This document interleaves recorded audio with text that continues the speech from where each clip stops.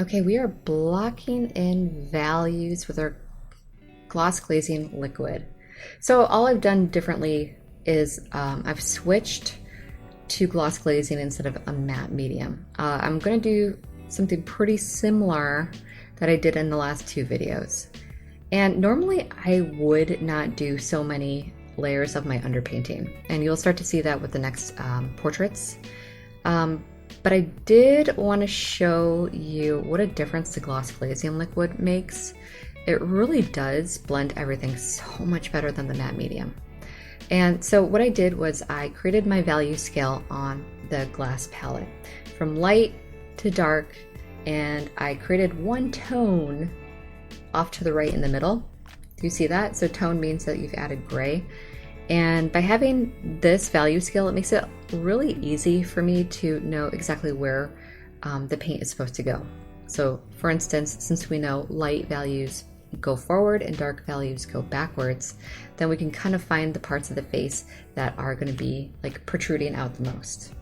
And it's not always where you think it is in your mind. Every face is different, so be sure to really analyze your reference photo, because even if you think your highlights should be somewhere because you've done it a bazillion times in the past, the reason why we're so unique or why we're so beautiful is because we're so unique.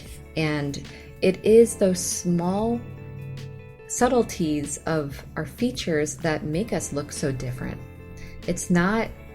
We don't want to do the same thing for each portrait. If I could give you a huge recommendation to get really good at making portraits fast, it is to do a variety of ages in portraits, like how old your subject is, variety in skin tone, texture, wrinkles, value scale.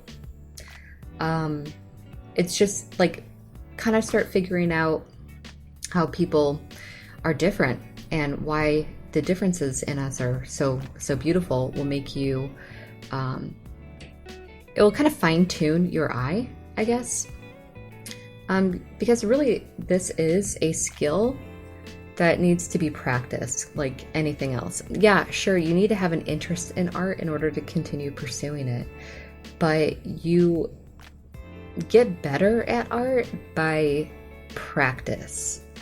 Like, you're not going to come out of into this world from a baby. You're not going to pick up a paintbrush and know how to do this, right?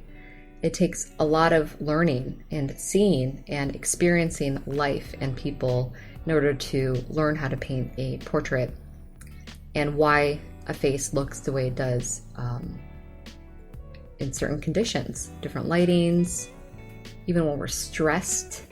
Like, what would our pupils look like if we're afraid? What would our skin, like how would we flush differently under certain circumstances? These are things that over time, when you get older, you start to see and you process and you hold on to, and we can take those things and apply them to our paintings if we think about them. But if we're not coming up with the right questions on what would make this portrait better, the right questions being like, what is the lighting? What is the environment? How is this person feeling right now? If we're not asking the right questions, how can we create something that feels realistic?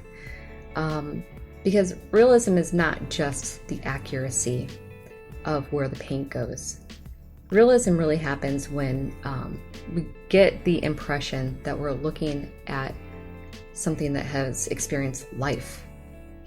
And I don't know if you've ever heard of like uncanny valley, but when animators, I'm sure it's other things too, but when animators create animations that are a little bit too lifelike, we get this creepy feeling inside of us, because we have, even though it looks super real, it still doesn't feel right, almost like AI or something, like, but AI from like a really scary movie.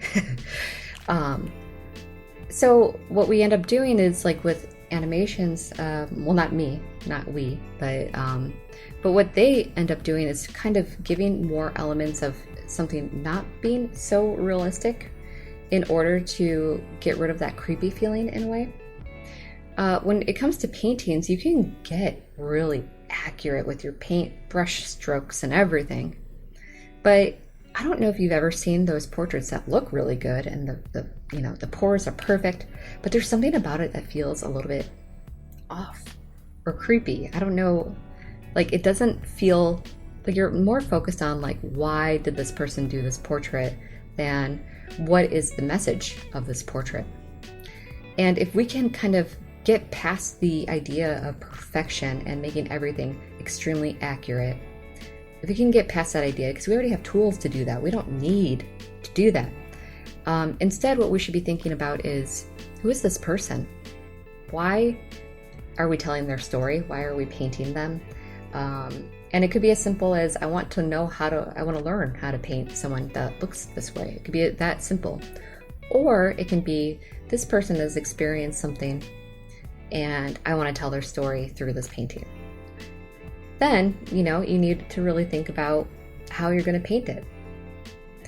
This is a little bit of a trick for someone that has very curly hair, is to find, or not even just curly hair, but any hair. If you find a tool that can give the illusion that those fine hairs exist, you can kind of scratch the surface of your painting and it'll create these little divots in there so that the paint will settle into those divots if you're using like a very thinned out glaze. So I don't think I do that again for the rest of my paintings, but that is just a little bit of a trick if you want to really emphasize the texture of someone's hair for whatever reason. One thing I don't think I've said before, but like I said before with lights come forward and darks come backward, details come forward and blurriness goes backward. And I'll make sure that I say that over and over again in the future paintings to remind you of that, because that's something that will you can play with. But be very careful not to overdo the details, because we're not making a piece that's supposed to look like a pointillism. We're creating a piece that, like I said before, is supposed to feel real. And if a person is real, then they're consistently moving. Even if they're completely still, you're still breathing, your heart is still beating, you're still blinking. So it creates movement, and with movement comes blurriness. So the Impressionists had a real interesting idea about how to capture life, and that is kind of, as time goes, you create a new brush stroke that emulates the feeling in that moment. Okay, so again, I'm using this clear leveling gel. And I was having a little bit of problems with that, as you can tell, because I'm using a large mop brush, which is super soft. There's different sizes of mop brushes, as I talked about this brush before. And I tried to smooth it out, so already I'm having problems. So you choose if you want to purchase it or not, but it is not necessary. Okay, I'll see you in the next video.